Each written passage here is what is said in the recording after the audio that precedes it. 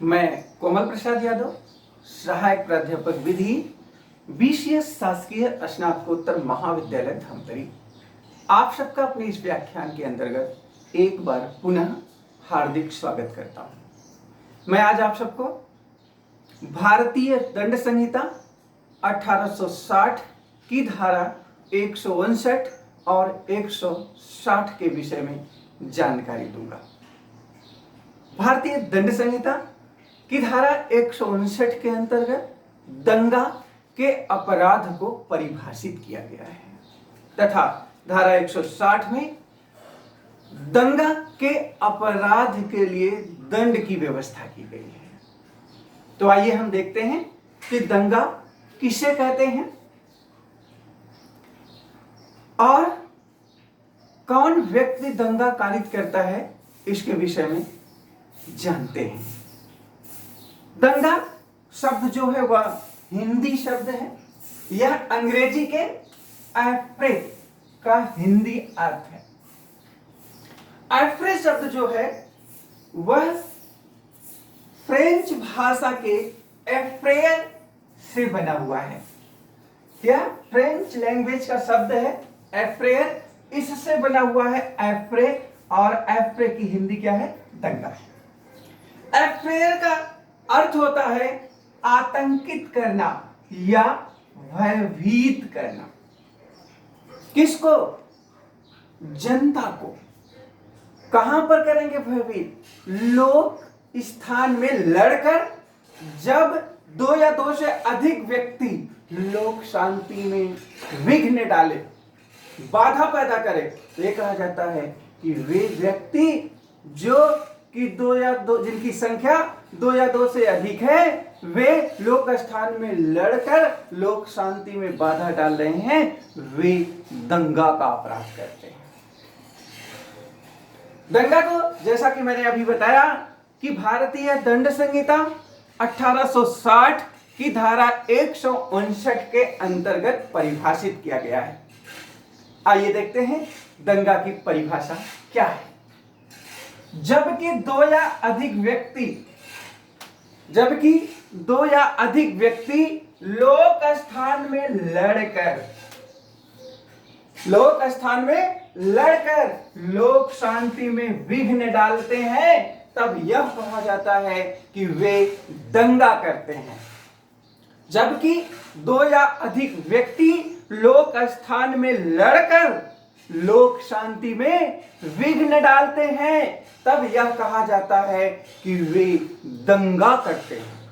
मतलब कि 2 या 2 से अधिक व्यक्ति जब लोक स्थान में लड़कर लोक शांति में विघ्न डाले, बाधा कारित करे, व्यवधान पैदा करे, तो वे व्यक्ति जिन्होंने कि लोक स्थान में लड़कर लोक शांति में विघ्न डाला है, वे दंगा का अपराध करते हैं।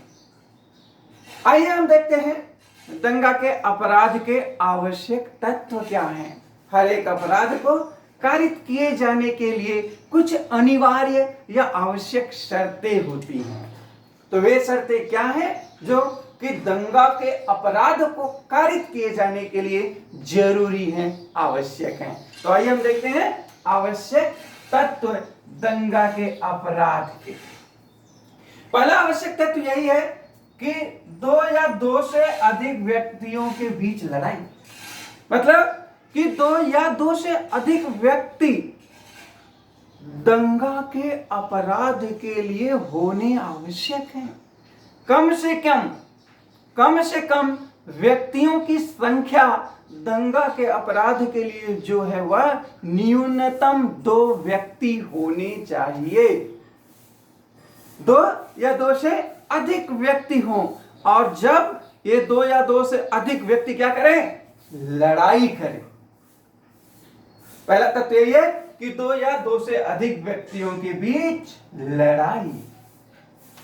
दंगा के अपराध का दूसरा जो आवश्यक तत्व है वह है लड़ाई जो होनी चाहिए ऐसे 2 या 2 से अधिक व्यक्तियों के बीच, वह किसी सार्वजनिक स्थान में हो। मतलब दूसरा तत्व यही है कि ऐसी लड़ाई किसी सार्वजनिक स्थान में हो। ऐसे 2 या 2 से अधिक व्यक्ति जो लड़ाई कर रहे हैं वे कहां करें? किसी सार्वजनिक स्थान में करें। सार्वजनिक स्थान किसे कहते हैं? इसको हम आप सभी लोग जानते हैं, जैसे रेलवे का प्लेटफॉर्म, रेलवे का माल गोदाम, बाजार, पब्लिक टॉयलेट्स, सार्वजनिक शौचालय। ये सब जगह जो है उन्हें सार्वजनिक स्थान कहा जाता है, जहां पर जनता जाती है। तो यदि ऐसी लड़ाई ऐसे सार्वजनिक स्थानों पर हो रही है, यह दंगा के अपराध के लिए जरूरी है कि लड़ाई ऐसे सार्वजनिक स्थानों पर हो, जैसे रेलवे प्लेटफॉर्म, थिएटर, सार्वजनिक शौचालय, रेलवे का माल गोदाम, बाजार, ऐसे जगह पर वह लड़ाई होनी चाहिए। तो पहला तत्व क्या कि 2 या 2 से अधिक व्यक्तियों के बीच लड़ाई। दूसरा तत्व, लड़ाई जो हो रही है वह कहां होनी चाहिए? सार्वजनिक स्थान में होनी चाहिए। तीसरा जो तत्व है दंगा के अपराध का आवश्यक तत्व वह यह है कि उनकी लड़ाई से लोक शांति में व्यवधान पहुंचे। लोक शांति में व्यवधान पहुंचे, लोगों में भय पैदा हो, लोगों में आतंक पैदा हो, आतंकित हो जाए, लोग भयभीत हो जाएं। ऐसी लड़ाई से जो 2 या 2 से अधिक व्यक्तियों के बीच सार्वजनिक स्थान पर हो रही है और उसके द्वारा, उस लड़ाई के द्वारा क्या हो रहा है? लोक शांति में बाधा पहुंच रही है। तो ऐसी लड़ाई को कहा जाता है, यह जो हो रही है ऐसी 2 या 2 से अधिक व्यक्तियों के बीच लड़ाई, सार्वजनिक स्थान में लड़ाई हो रही है और उनकी लड़ाई से यदि लोक शांति में विघ्न पहुंच रहा है तो ऐसे कार्य को बोला जाता है कि यह दंगा का अपराध कारित करते हैं। ये दंगा का अपराध कारित करते हैं। दंगा के अपराध के लिए मैंने बताया आपको भारतीय दंड संहिता की धारा 160 में इसके लिए दंड की व्यवस्था की गई है। यदि कोई व्यक्ति दंगा का अपराध कारित करेगा, दंगा कारित करेगा, तो वह दोनों में से किसी भांति के कारावास से, जिसकी अवधि 1 मास तक की हो सकेगी, या जुर्माने से जो 100 रुपए तक का हो सकेगा, या दोनों से दंडित किया जाएगा। मतलब ऐसा कोई व्यक्ति जो दंगा करेगा वह दोनों में से किसी भांति के कारावास से, जिसकी अवधि कितनी होगी? 1 मास तक की हो सकेगी, या जुर्माने से जो 100 रुपए तक का हो सकेगा, या दोनों से दंडित किया जाएगा। तो दंड की व्यवस्था 1 मास तक का कारावास या जुर्माना, या दोनों। जुर्माना जो होगा वह 100 रुपए तक का हो गया, 100 रुपए तक का हो सकेगा। आप सबको अभी तक मैंने बताया कि दंगा क्या है।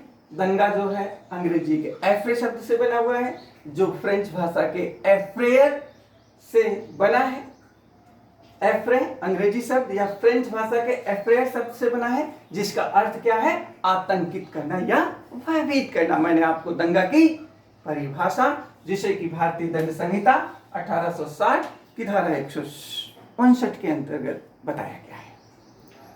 धारा 159 में दंगा की परिभाषा बताई गई है, इसको मैंने आपको बताया। फिर उसके आवश्यक तत्वों को बताया, दंगा के लिए दंड कितना दिया जा सकता है, इस पर मैंने प्रकाश डाला। आइए एक बहुत महत्वपूर्ण सवाल और है यहाँ कि दंगा और बलवा के बीच अंतर क्या है। दंगा और बलवा के बीच क्या अंतर है, इसको हम जान लेते हैं। बलवा जो होता है, दंगा जो है, वह केवल सार्वजनिक स्थान पर होता है, और बलवा सार्वजनिक व प्राइवेट किसी स्थान पर हो सकता है। पहला अंतर यही है कि दंगा का अपराध जो होगा वह केवल लोक स्थान या सार्वजनिक स्थान पर होता है, जबकि बलवा का अपराध प्राइवेट या लोक स्थान कहीं भी हो सकता है। दंगा के अपराध के लिए व्यक्तियों की न्यूनतम संख्या जो है वह 2 होनी चाहिए, जबकि बलवा के अपराध के लिए व्यक्तियों की न्यूनतम संख्या 5 होनी चाहिए। वहां अवैध सभा यानी विधि विरुद्ध जमाव का सदस्य होना जरूरी है या वह जमाव विधि विरुद्ध होना चाहिए। तो विधि विरुद्ध जमाव में जैसा कि हम जानते हैं धारा 141 आईपीसी में बताया गया है कि न्यूनतम व्यक्तियों की संख्या विधि विरुद्ध जमाव के लिए वह 5 होनी चाहिए। तो दूसरा अंतर यही है कि दंगा के अपराध को कारित करने के लिए न्यूनतम व्यक्तियों की संख्या 2 होगी, जबकि बलवा के अपराध के लिए व्यक्तियों की न्यूनतम संख्या जो होगी वह 5 होगी। दंगा और में जो है दंड की व्यवस्था कम है, जबकि बलवा के लिए अधिक दंड की व्यवस्था की गई है। दंगा एक सामान्य अपराध है और बलवा एक गंभीर अपराध है। दंड इसीलिए दंगा के अपराध के लिए दंड की व्यवस्था जो की गई है वह 1 मास या जुर्माना जो 100 रुपए तक का हो सकेगा, जबकि बलवा के अपराध के लिए 2 वर्ष तक का कारावास दिया जा सकता है।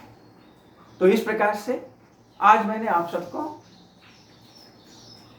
भारतीय दंड संहिता 1860 की धारा 159 और 160 में, जिसके अंतर्गत दंगा को परिभाषित किया गया है और उसके लिए दंड की व्यवस्था की गई है, इस पर प्रकाश डालने का काम किया है। मुझे पूरी उम्मीद है कि मेरा यह व्याख्यान आप सबके लिए उपयोगी सिद्ध होगा। आप सबको बहुत बहुत धन्यवाद।